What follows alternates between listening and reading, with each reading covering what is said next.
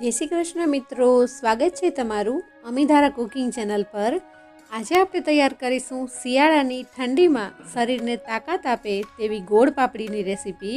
મિત્રો, ગોળ પાપડી છે તે ઘરે આપણે અલગ અલગ સિઝનમાં બનાવતા હોઈએ છીએ, પણ શિયાળામાં સ્પેશિયલ ગોળ પાપડી બને છે। તો એના સૌથી પહેલાં આપણે ઇન્ગ્રીડિયન્ટ્સ જોઈ લઈએ, જેમાં અમે અહીંયા વજનમાં જોઈએ તો 150 ગ્રામ અને કપના માપથી 1 કપ જેટલો ઘઉંનો કરકરો લોટ લીધેલો છે। તેની સામે અહીંયા ઘી પણ 150 ગ્રામ 1/3 કપ જેટલું ઘી લીધેલું છે। ત્યારબાદ સ્વીટનેસમાં આપણે ગોળનો ઉપયોગ કરીશું, તો ગોળ પણ અહીંયા 150 ગ્રામ અને અડધા કપ જેટલો લીધેલો છે। ત્યારબાદ અહીં બીજા ઇન્ગ્રીડિયન્ટ્સમાં જોઈએ તો મેં અહીંયા કણી ગુંદ લીધેલો છે। મિત્રો, શિયાળો છે તો આપણે ગુંદનો ઉપયોગ કરવો જોઈએ। તો આ રીતે અહીંયા મેં 1 ચમચી મોટી ગુંદ લીધેલો છે। શિયાળો છે એટલે આપણે અહીંયા હળદરનો ઉપયોગ કરીશું। જો તમારે હળદર એડ ના કરવી હોય તો સ્કીપ કરી શકો છો। 1/4 ટીસ્પૂન હળદર લીધેલી છે અને 2 મોટી ચમચી જેટલો મેં અહીંયા સૂંઠ પાવડર લીધેલો છે। મિત્રો, આ સૂંઠ પાવડર છે તે ઘરે બનેલો હોવાથી ખૂબ જ સુગંધી અને સ્ટ્રોંગ ફ્લેવરનો છે। જો તમે બજારના સૂંઠ પાવડર ઉપયોગ કરતા હોય તો તમારે 2 ચમચીથી થોડો વધારે સૂંઠ પાવડરનો ઉપયોગ કરવો રહેશે। ત્યારબાદ અહીંયા આપણે અડધી ચમચી વરિયાળી અને 2 થી 3 નંગ એલચીનો ઉપયોગ કરીશું।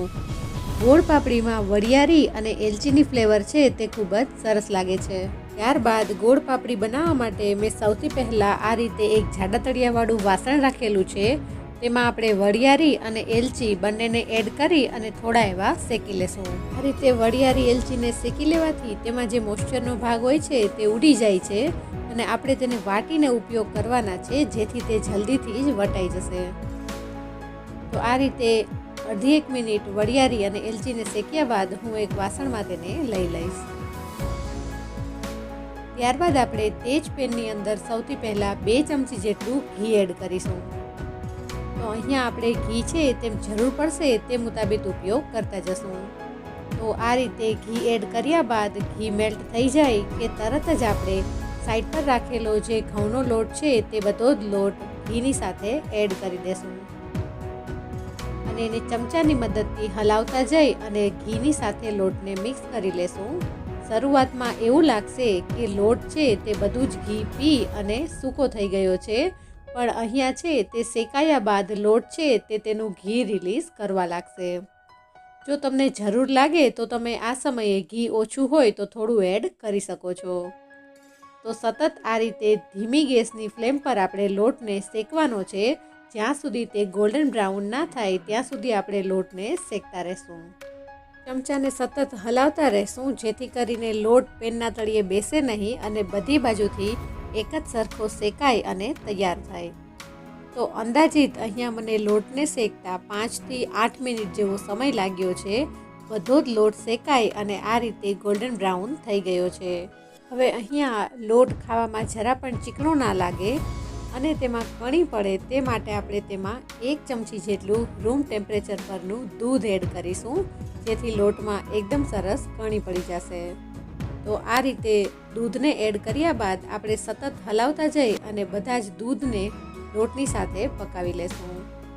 તો અહીંયા વચ્ચેના ભાગે હું થોડી એવી જગ્યા કરી અને 1.5 ચમચી જેટલું ઘી ફરીથી એડ કરું છું, જેથી કરીને જે ગુંદ આપણે રાખ્યો છે તે ગુંદ પણ આપણે આમાં જ ફોડી અને તૈયાર કરી લેશું।